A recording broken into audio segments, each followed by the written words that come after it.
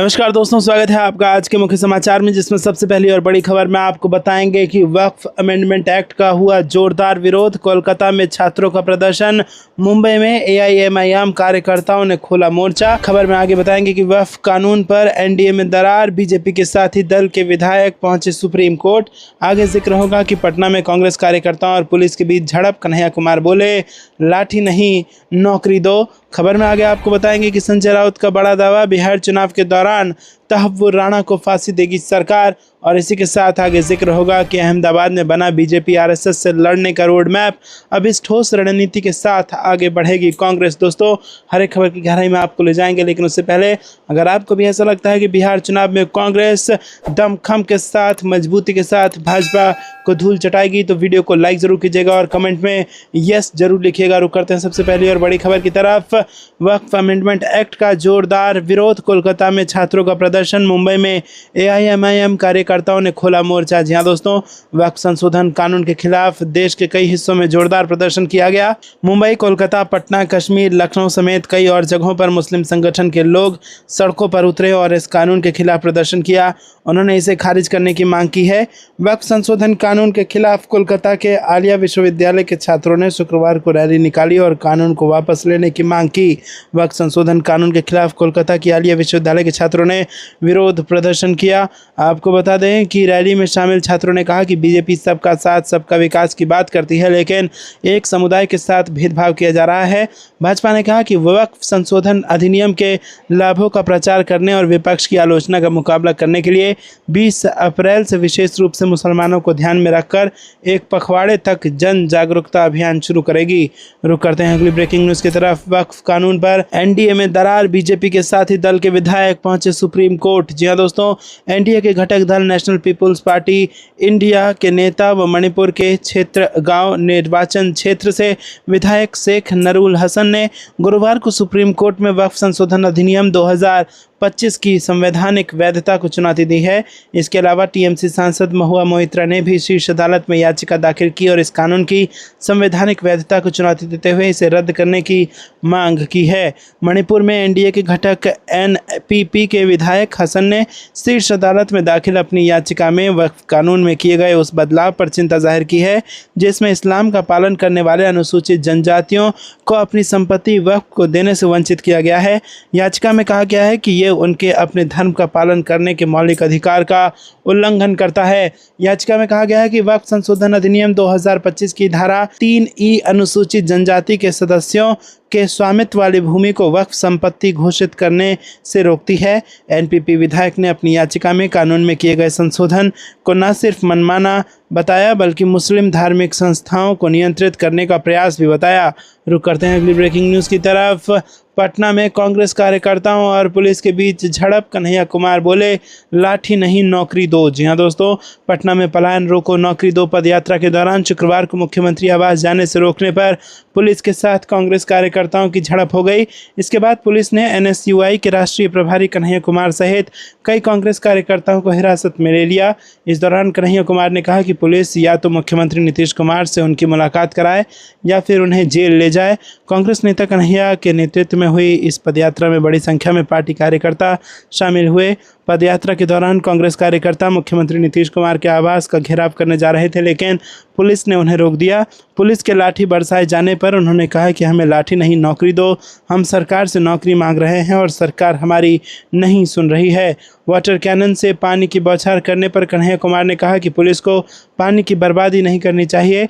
कार्यकर्ताओं पर फेंका गया पानी नल के जरिए लोगों के घरों में पहुंचा दिया जाता तो बेहतर होता। आपको बता दें कि कांग्रेस कार्यकर्ताओं और पुलिस के बीच झड़प के बाद पुलिस ने कांग्रेस कार्यकर्ताओं को पकड़ लिया और बस में भरकर थाने ले गई। कांग्रेस कार्यकर्ता पुलिस से भिड़ते रहे और हंगामा होता रहा।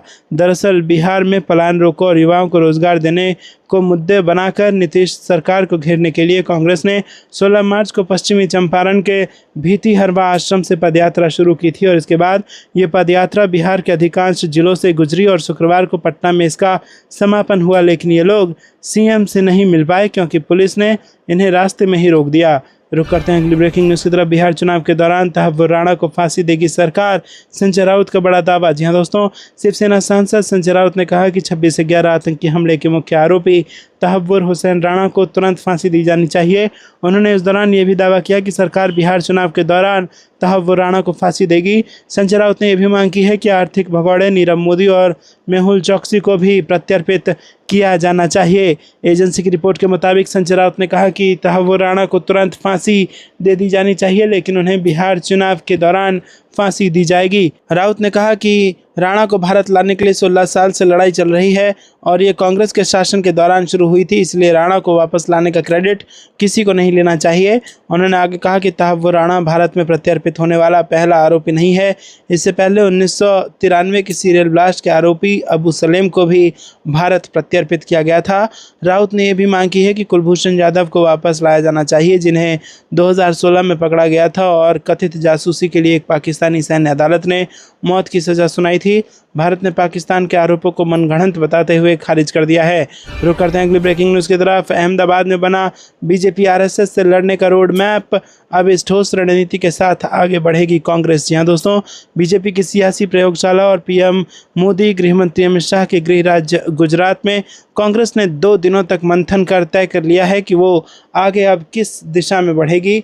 कांग्रेस ने बीजेपी और संघ के खिलाफ राजनीतिक तौर पर ही नहीं बल्कि वैचारिक स्तर पर लड़ने का रोड मैप तैयार किया है। कांग्रेस अपनी परंपरागत राजनीति से बाहर निकलकर सामाजिक न्याय वाले एजेंडे पर आगे बढ़ने के साथ ही बीजेपी से मुकाबला करने के लिए अपने संगठन को जमीनी स्तर पर मजबूत करने और इंडिया गठबंधन के साथ चलने का विजन रखा है। कांग्रेस ने अहमदाबाद में 2 दिनों तक चले चिंतन और मंथन से निकलने वाले निचोड़ को न्याय पथ का नाम दिया है। देश भर से आए करीब 2000 नेताओं के बीच कांग्रेस ने जब प्रस्तावना के रूप में अपना आगामी संकल्प सामने रखा तो वहां मौजूद तमाम प्रतिनिधियों ने अपने दोनों हाथ उठाकर इनका अनुमोदन किया। रुक करते हैं अगली ब्रेकिंग न्यूज़ की तरफ। सचिन पायलट ने तेजस्वी को दिया झटका, सीएम कैंडिडेट पर बोले कि चुनाव के बाद होगा फैसला। जी हाँ दोस्तों, कांग्रेस नेता कन्हैया कुमार की पलायन रोको नौकरी दो यात्रा शुक्रवार को 27 दिनों के लंबे सफर के बाद पटना में समाप्त हो रही है और इस यात्रा की शुरुआत 16 मार्च को पश्चिम चंपारण के ऐतिहासिक गांधी आश्रम से हुई थी, जिसका उद्देश्य बिहार में बेरोजगारी, पलायन और युवाओं की अनदेखी के खिलाफ जन जागरण फैलाना था। पटना में यात्रा के समापन पर कांग्रेस ने पूरी ताकत झोंक दी है। राजस्थान के पूर्व डिप्टी सीएम और कांग्रेस नेता सचिन पायलट भी पहुंचे हैं और यहां उन्होंने केंद्र और बिहार सरकार पर निशाना साधते हुए कहा कि बिहार के युवाओं के साथ बार बार धोखा हुआ है, जो वादे किए गए थे वो अब तक अधूरे हैं। उन्होंने तेजस्वी के सीएम बनने के सवाल पर बोला कि बहुमत मिलता है तो कांग्रेस कमेटी और कांग्रेस आलाकमान से मिलकर आगे का विचार करेंगे। सचिन पायलट ने तहव्वुर राणा के भारत आने पर बोला कि इस आतंकी को सजा देने का काम यूपीए सरकार ने शुरू किया था। सरकार का ये काम सराहनीय है और हम इसके साथ हैं। आतंकी को हर हाल में सख्त से सख्त सजा होनी चाहिए। वहीं कन्हैया से किए गए कई सवालों पर सचिन पायलट ने उनको रोककर खुद जवाब दिया। कन्हैया कुमार ने बताया कि इस पदयात्रा के दौरान राज्यसभा के युवाओं और आम लोगों से जो समस्याएं सामने आई हैं उन्हें एक मांग पत्र के रूप में तैयार कर मुख्यमंत्री नीतीश कुमार को सौंपा जाएगा। उन्होंने दोहराया कि बिहार से हो रहे लगातार पलायन को रोकना होगा और युवाओं को सम्मानजनक रोजगार देना सरकार की जिम्मेदारी है। रुक करते हैं अगली ब्रेकिंग न्यूज़ की तरफ। Kangana Ranaut go back. हिमाचल के मंडी में बीजेपी सांसद के खिलाफ कांग्रेस का हल्ला बोल। जी दोस्तों, बॉलीवुड एक्ट्रेस और मंडी से सांसद कंगना रनौत इन दिनों अपने संसदीय क्षेत्र के दौरे पर हैं। शुक्रवार को कांग्रेस के खिलाफ बयानबाजी को लेकर मंडी जिला मुख्यालय पर युवा कांग्रेस ने प्रदर्शन किया। कांग्रेसियों ने सांसद कंगना रनौत के खिलाफ जोरदार प्रदर्शन किया और कंगना गो बैक के नारे लगाए। दरअसल कंगना रनौत द्वारा कांग्रेस के खिलाफ की जा रही लगातार टिप्पणियों को लेकर युवा कांग्रेस में आक्रोश है। शुक्रवार को मंडी जिला मुख्यालय पर युवा कांग्रेस कार्यकर्ताओं ने गांधी भवन कांग्रेस कार्यालय से लेकर डीसी ऑफिस रोड तक आक्रोश रैली निकाली। रैली के दौरान युवा कांग्रेस ने बदतमीज सांसद व कंगना गो बैक के नारे लगाए। साथ ही कार्यकर्ताओं ने कहा कि कंगना इस प्रकार की भाषा का इस्तेमाल न करें। रुक करते हैं अगली ब्रेकिंग न्यूज़ की तरफ। गंगा तट पर अतिक्रमण को लेकर अब तक क्या क्या कदम उठाए गए, सुप्रीम कोर्ट ने केंद्र और बिहार से मांगी रिपोर्ट। जी हाँ दोस्तों, सुप्रीम कोर्ट ने केंद्र और बिहार सरकार को गंगा के किनारों पर अवैध निर्माण को हटाने के लिए उठाए गए कदमों पर स्थिति रिपोर्ट दाखिल करने का निर्देश दिया है। जस्टिस JB पारदीवाला और KV विश्वनाथ की पीठ ने अधिकारियों की तरफ से उन्हें हटाने के प्रस्तावित तरीके के अलावा आज की तारीख में मौजूदा अतिक्रमणों की संख्या भी जानना चाहा। पीठ ने कहा कि जानना चाहेंगे कि गंगा नदी के किनारे पर इस तरह के सभी अतिक्रमणों को हटाने के लिए अधिकारियों ने क्या कदम उठाए हैं। इससे पहले 2 अप्रैल के आदेश में कहा गया था कि हम बिहार राज्य और भारत संघ दोनों को ही सही रिपोर्ट दाखिल करने का निर्देश देते हैं ताकि हम मामले में आगे बढ़ सकें। अदालत पटना निवासी अशोक कुमार सिन्हा की तरफ से एनजीटी के 30 जून 2020 के आदेश के खिलाफ दायर याचिका पर सुनवाई कर रही थी, जिसमें नाजुक बाढ़ के मैदानों पर अवैध निर्माण और अस्थायी अतिक्रमण के खिलाफ उनकी याचिका खारिज कर दी गई थी। आपको क्या लगता है दोस्तों, कमेंट में जरूर बताइए। वीडियो को लाइक नहीं किया तो लाइक भी जरूर कीजिएगा। रुक करते हैं अगली ब्रेकिंग न्यूज़ की तरफ। भारत में आर्थिक तूफान आने वाला है। ट्रंप टैरिफ पर राहुल गांधी की भविष्यवाणी, पीएम मोदी पर भी किया हमला। जी हाँ दोस्तों, अमेरिकी टैरिफ नीति ने दुनिया भर में उथल पुथल मचा दी है और इसी बीच कांग्रेस नेता राहुल गांधी ने भारत में आर्थिक तूफान आने का दावा कर दिया है। गुजरात के अहमदाबाद में 2 दिवसीय कांग्रेस अधिवेशन के दूसरे दिन राहुल गांधी ने मोदी सरकार पर हमला बोला। राहुल गांधी ने डोनाल्ड ट्रंप द्वारा लागू की गई नई टैरिफ नीति का जिक्र करते हुए कहा कि डोनाल्ड ट्रंप को मोदी जी अपना मित्र कहते हैं, लेकिन जब ट्रंप ने नए टैरिफ लगाने की बात की तो प्रधानमंत्री ने चूं तक नहीं की। उन्होंने यह भी आरोप लगाया कि ट्रंप के टैरिफ से ध्यान भटकाने के लिए संसद में वक्त संशोधन विधेयक पर देर रात तक ड्रामा किया गया। इसके बाद राहुल गांधी ने भारतीय शेयर बाजार में आई गिरावट का जिक्र करते हुए कहा कि इसका असर दुनिया भर के शेयर बाजारों में देखा गया है। राहुल गांधी ने बांग्लादेश के मुख्य सलाहकार मोहम्मद यूनुस और प्रधानमंत्री नरेंद्र मोदी की बैंकॉक बैठक का भी जिक्र किया। उन्होंने कहा कि यूनुस ने भारत के खिलाफ बयानबाजी की, लेकिन प्रधानमंत्री उनके साथ बैठे हुए थे। राहुल गांधी ने इस मुद्दे पर तीखा कटाक्ष करते हुए मोदी सरकार को घेरा और पूछा कि कहाँ गई 56 इंच की छाती। इसके अलावा राहुल गांधी ने भाजपा और आरएसएस पर संविधान और देश की संस्थाओं पर हमला करने का आरोप लगाया। उन्होंने कहा कि ये विचारधारा की लड़ाई है जो पार्टी विचारधारा के बिना है वो भाजपा और आरएसएस के सामने नहीं खड़ी हो सकती है। साथ ही उन्होंने दावा किया कि संविधान बनने के समय आरएसएस ने रामलीला मैदान में संविधान की प्रति जलाई थी। रुक करते हैं अगली ब्रेकिंग न्यूज़ की तरफ। तेजस्वी यादव का नीतीश कुमार पर हमला, कहा अपराधियों की सरकार अपराधियों के लिए। जी हाँ दोस्तों, बिहार में बढ़ते क्राइम को लेकर तेजस्वी यादव ने नीतीश कुमार पर हमला बोला और एक्स पर उन्होंने लिखा कि अपराधियों की सरकार अपराधियों के लिए। चंद दिनों में सैकड़ों हत्याएं होने के बावजूद मुख्यमंत्री के मुंह से ध्वस्त कानून व्यवस्था पर एक शब्द नहीं निकलता। इसी के साथ आपको बता दें कि यहाँ पर इस दौरान तेजस्वी यादव ने 117 आपराधिक सूची भी जारी कर दी है। रुक करते हैं अगली ब्रेकिंग न्यूज़ की तरफ। मोदी सरकार की सभी योजनाएं हवा हवाई, खड़गे ने लगाया आरोप। जी हाँ दोस्तों, कांग्रेस अहमदाबाद में 2 दिवसीय CWC बैठक कर रही है और इसके साथ ही कांग्रेस पार्टी ने मोदी सरकार के खिलाफ अपना अभियान तेज कर दिया है। अब कांग्रेस अध्यक्ष मल्लिकार्जुन खड़गे ने कहा कि सरकार की योजनाएं विफल हैं क्योंकि बेरोजगारी का मुद्दा अभी भी बड़ा बना हुआ है। देश में खतरा यह है कि पूरे भारत में बेरोजगारी बहुत ज़्यादा है। उन्होंने कहा कि प्रधानमंत्री देश के गरीबों के बारे में नहीं सोच रहे, लेकिन कांग्रेस देश की अखंडता की रक्षा करेगी और सभी समाज के कल्याण के लिए काम करेगी। खड़गे ने कहा कि पूरी दुनिया के विकसित देश ईवीएम को छोड़कर बैलेट पेपर की तरफ चले गए हैं, लेकिन हम ईवीएम पर निर्भर हैं। ये सब फ्रॉड है। सरकार ने ऐसे तरीके ईजाद कर लिए हैं जिससे सिर्फ उन्हें ही फ़ायदा मिल रहा है, लेकिन आने वाले समय में देश के नौजवान उठ खड़े होंगे और कहेंगे कि हमें ईवीएम नहीं चाहिए। उन्होंने कहा कि कांग्रेस की सोच है कि ना किसी को हिमालय की चोटी पर बैठाना है और ना किसी को पाताल में धकेलना है। ये गांधी जी के शब्द हैं और इस बात को आज मैं इसलिए दोहरा रहा हूँ क्योंकि आज देश में हालात ऐसे हैं जहाँ गरीब और अमीर के बीच की खाई बढ़ती जा रही है। कांग्रेस अध्यक्ष ने कहा कि सांप्रदायिक संस्थाओं उनके जहरीले सिद्धांतों तथा कामों का सही उत्तर ये होगा कि कांग्रेस प्रबल जनमत तैयार करे ताकि वो प्रभावहीन हो जाए। रुक करते हैं अगली ब्रेकिंग न्यूज़ की तरफ। तहव्वुर राणा के प्रत्यर्पण पर बोले पी चिदम्बरम, कहा मोदी गवर्नमेंट ले रही क्रेडिट, यूपी सरकार की रणनीतिक कूटनीति का है ये नतीजा। जी हाँ दोस्तों, पूर्व केंद्रीय गृह मंत्री और कांग्रेस नेता पी चिदम्बरम ने तहव्वुर राणा के प्रत्यर्पण पर बयान देते हुए कहा कि मुझे खुशी है कि 26 से 11 मुंबई आतंकी हमलों के मुख्य आरोपियों में से एक तहव्वुर हुसैन राणा को 10 अप्रैल 2025 को भारत प्रत्यर्पित कर दिया गया, लेकिन पूरी कहानी बताना जरूरी है। जबकि मोदी सरकार इस घटनाक्रम का श्रेय लेने के लिए होड़ में लगी है, सच्चाई उनके दावों से कोसों दूर है। उन्होंने कहा कि यह प्रत्यर्पण 1.5 दशक की कठिन, परिश्रमी और रणनीतिक कूटनीति का परिणाम है, जिसकी शुरुआत, अगुवाई और निरंतरता यूपीए सरकार ने अमेरिका के साथ समन्वय से सुनिश्चित की।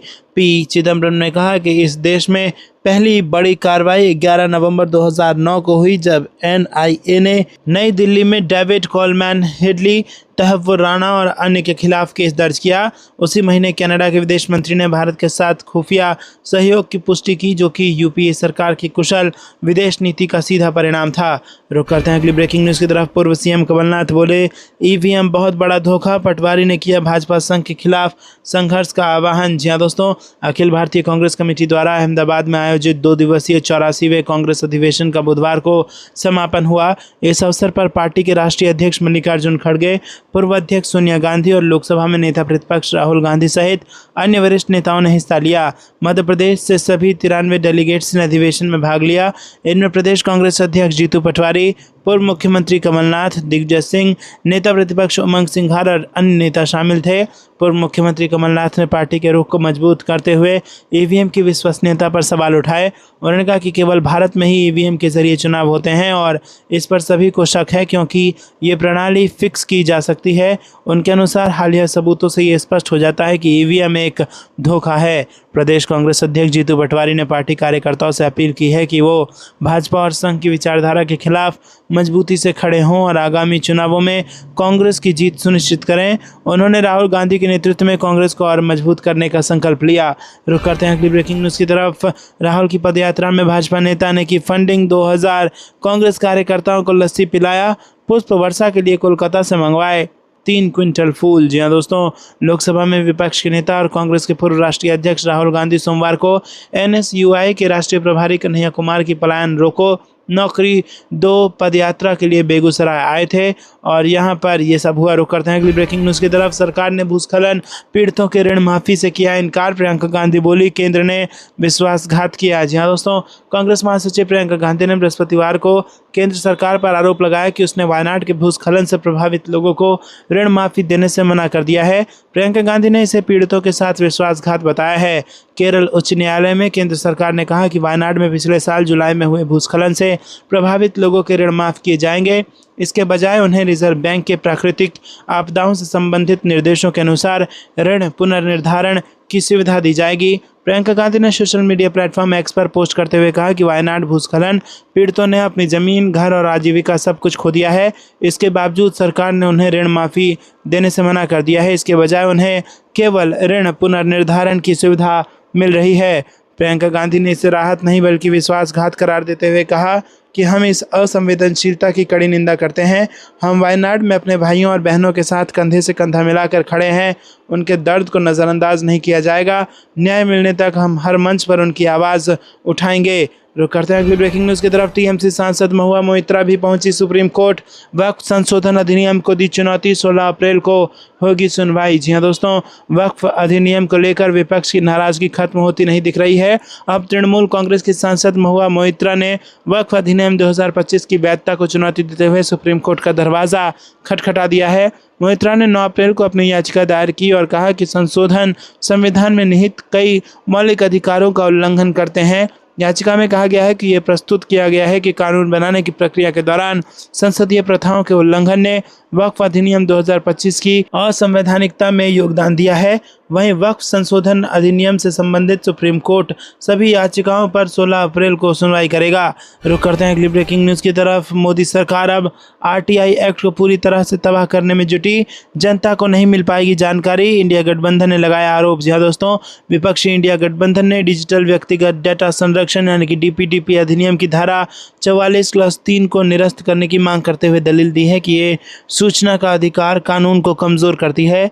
कांग्रेस नेता गौरव गोगोई ने यहां संयुक्त संवाददाता सम्मेलन में कहा कि लोकसभा में विपक्ष नेता राहुल गांधी समेत इंडिया गठबंधन के घटक दलों के 120 से अधिक सांसदों ने इस धारा को निरस्त करने के लिए एक संयुक्त ज्ञापन पर हस्ताक्षर किए हैं और इसे सूचना एवं प्रौद्योगिकी मंत्री अश्विनी वैष्णव को सौंपा जाएगा। दोस्तों, संवाददाता सम्मेलन में द्रविड़ मुन्नेत्र कज़गम के नेता एम अब्दुल्ला, शिवसेना के नेता प्रियंका चतुर्वेदी, मार्क्सवादी कम्युनिस्ट पार्टी के नेता जॉन ब्रिटास, समाजवादी पार्टी के नेता जावेद अली खान और राष्ट्रीय जनता दल के नेता नवल किशोर शामिल हुए। प्रियंका चतुर्वेदी ने कहा कि आज डिजिटल प्लेटफॉर्म बहुत महत्वपूर्ण है, लेकिन जिस तरह से सरकार घेराव की तैयारी कर रही है उससे खोजी पत्रकारिता को बहुत नुकसान होगा। ये बात मुझे कहने में कोई हिचक नहीं है कि देश का ब्रॉडकास्ट मीडिया कोलैप्स कर गया है। रुक करते हैं अगली ब्रेकिंग न्यूज़ की तरफ। यंग इंडिया में बड़ी कंपनियां दिखा रही हैं दिलचस्पी। मेरा ब्रांड है जो महात्मा महात्मा गांधी से है प्रेरित, रेवंत रेड्डी का बयान। जी हाँ दोस्तों, तेलंगाना के मुख्यमंत्री रेवंत रेड्डी ने बृहस्पतिवार को कहा कि राज्य में यंग इंडिया नाम से स्थापित किए जा रहे कौशल विश्वविद्यालय, खेल विश्वविद्यालय और एकीकृत आवासीय विद्यालय उनके ब्रांड की तरह ही होंगे।